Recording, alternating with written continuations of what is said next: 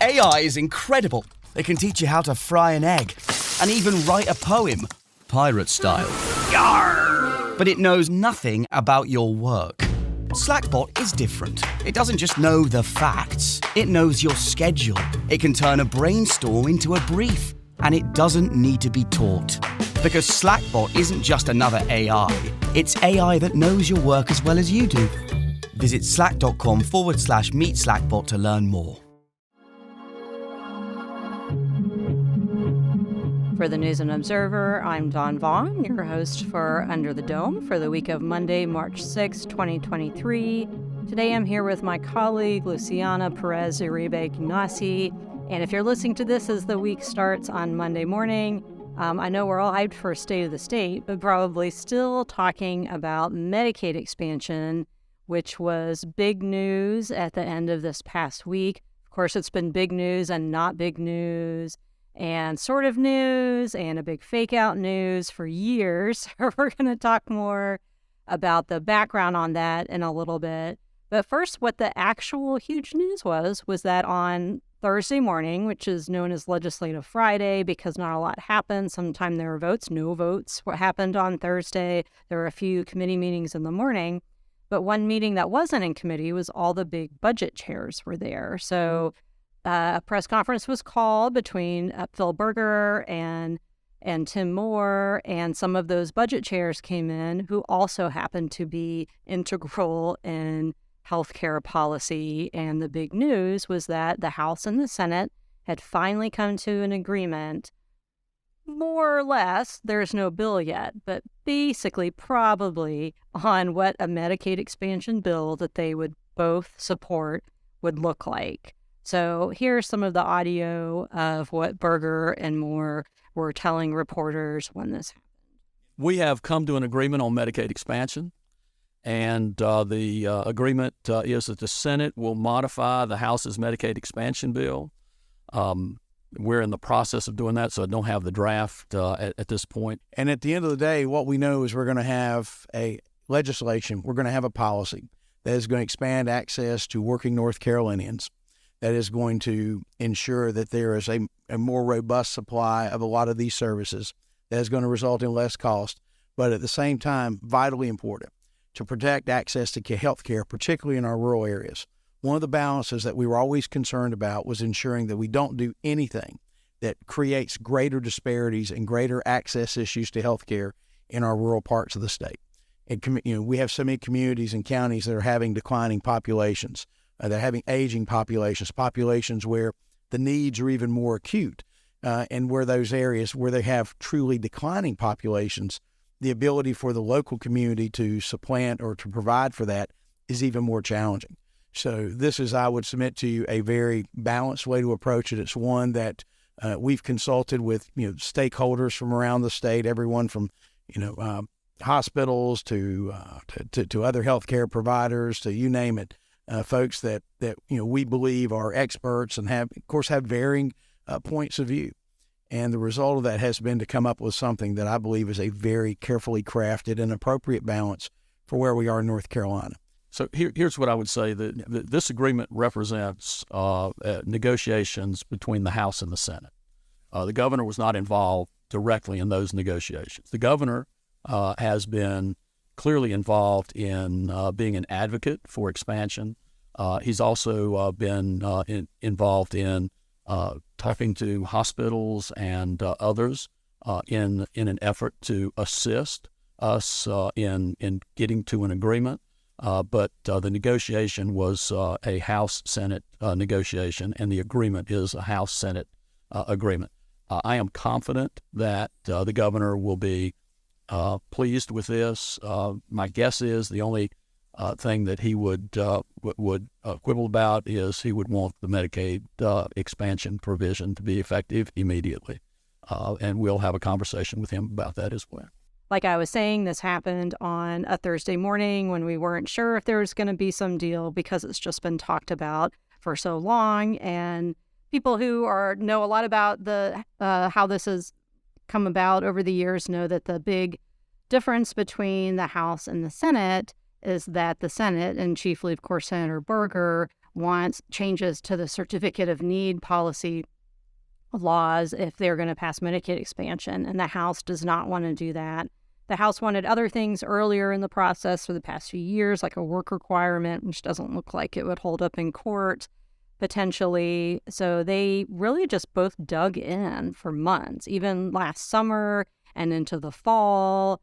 And I jinxed myself using a headline on a story that a deal might be imminent when it certainly wasn't imminent. But if you mean 6 months, it's imminent. So anyway, Luciana, you've reported more on how the specifics are of where they're coming together and what's not in this compromise. So tell us a little bit about that. Yeah, so as you were saying, it was definitely, at least for me, slightly a surprise, because with a backdrop of it having failed before and everyone thinking it was imminent at some point, I had been hearing rumors that something would happen in March, but I definitely did not think it was going to be on Legislative Friday. But anyways, on to what is in that potential upcoming bill that the Senate is working out with the House. There's going to be some CON changes, so Certificate of Need law changes, according to Berger. And he basically said that that's going to affect behavioral health and chemical dependency hospitals, as well as a few other things. And those clauses don't really take effect immediately. They're going to take effect years down the line, and they're going to be tied to a thing called the HASP, or the Healthcare Access and Stabilization Program. And that is a mechanism in the House bill that will, as they've explained it, increase reimbursement, Medicaid reimbursement rates for hospitals. And so hospitals were really involved in getting that into the bill, from what I've heard. Then another thing that has been talked a lot about has been the financials of this. And I think from what's been reported, what I've reported as well, is that Republicans kind of changed their mind because they saw this as a financially positive thing for the state. One thing they've been touting a lot is a $1.8 billion or so one-time incentive. And that incentive is coming from a federal increase in the reimbursement rate for the state portion that the state funds for Medicaid expansion. Yeah, money talks. That's a simpler way to say it.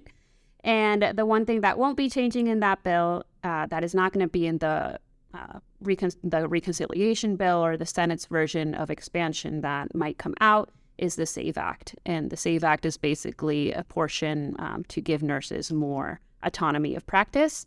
And Berger has said that he does want that to pass, but it's not going to be tied to Medicaid expansion this year. So yeah, that was a mouthful, but we are writing a lot about that, so you can read more about it and get into the weeds and details of it all. Yes, lots of stories. We've had, so many the first day and the second day and more this week about what this is actually going to look like. And of course, it's important to note that we have not seen the bill. We've sort of seen the bill if you look at the version of Medicaid expansion, the House bill that passed, that'll add what the Senate wants. And that should be coming out. But again, until you actually see the bill and read the bill, you don't know what's in there. So the other huge thing at play is that it's tied to the state budget. And that has been years-long battle with various policy things. Medicaid expansion has money connected to it, which is why Berger told me when I asked why exactly, can explain why this has to be part of the budget. And that's why. But that's not also why it's part of the budget. The other reason it's part of the budget is because they want the governor to sign it, which means there's going to be a lot of other stuff in there that he might like and he might not like.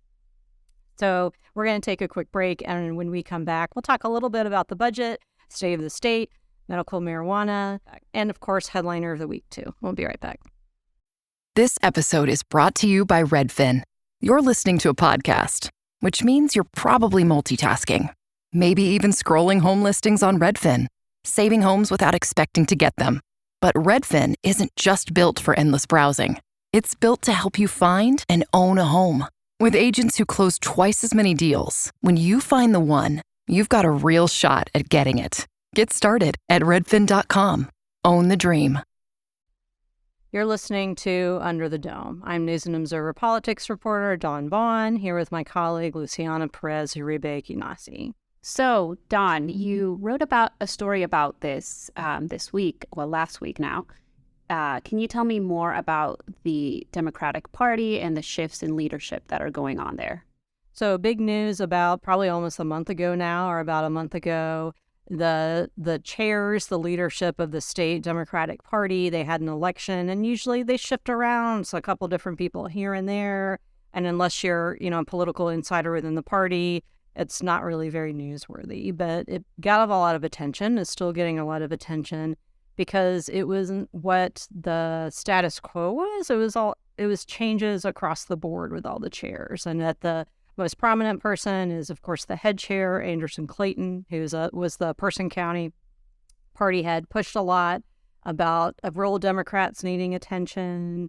And also she's 25. So people have looked at, like, someone made the joke that her first name is 25-year-old Anderson Clayton because people talked about that so much. But a lot of it is the change and the energy that she and the others brought, which actually they span multiple generations, but wanting something different because the Democrats lost and they're all tired of losing and want something new.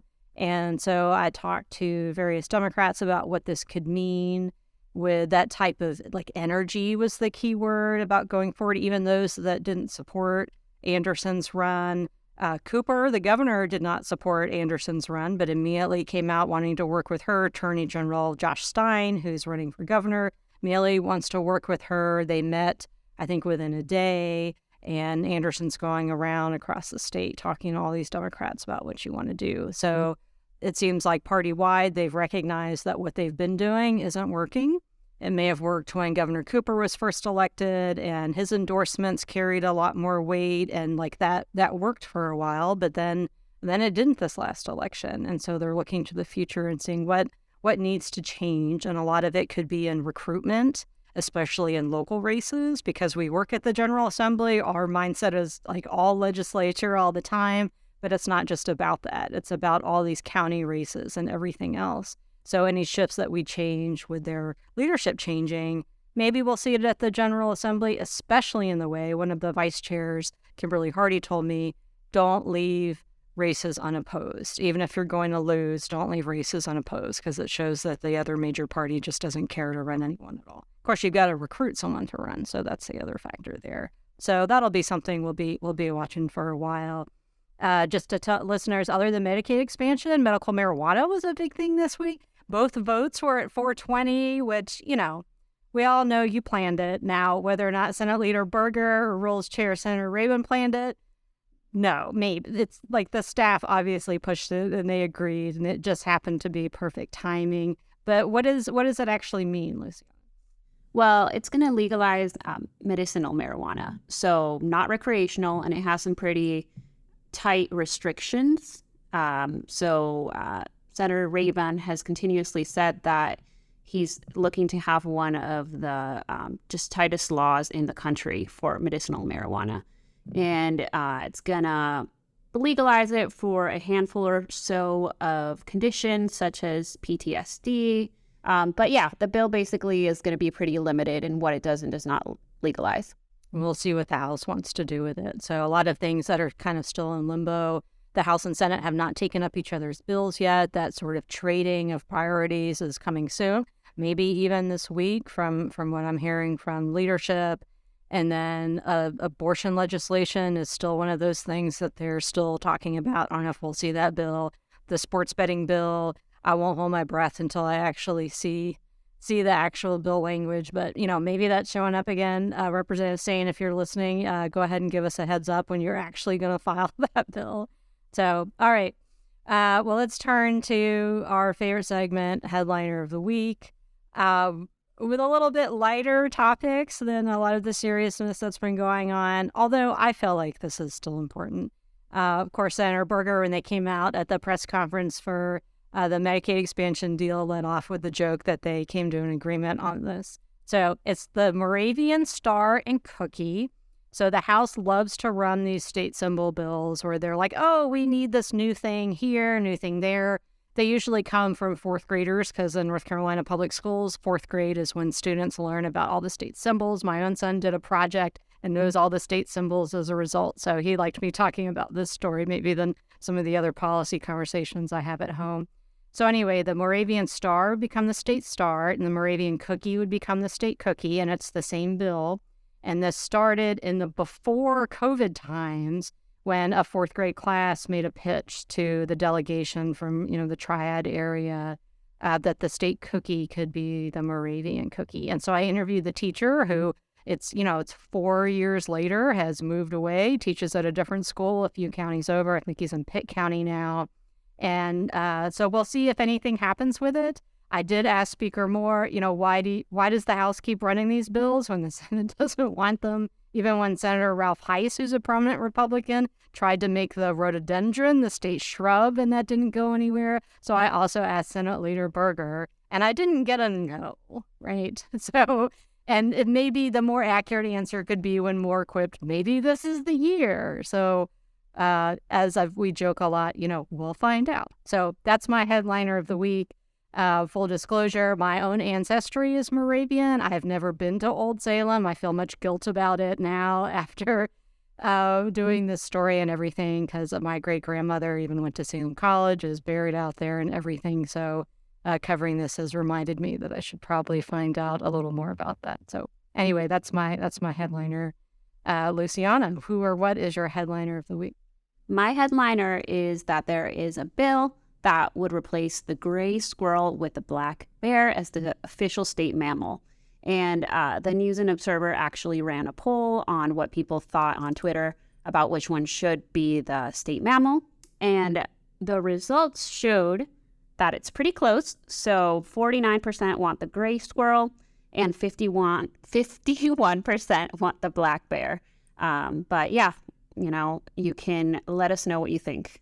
I would have skewed that poll if I had 50,000 Twitter accounts because it's already the gray squirrel. I won't report on this because I'm showing my bias for the squirrels because I like squirrels. It's the city of Oaks here in Raleigh, and it's already the mammal.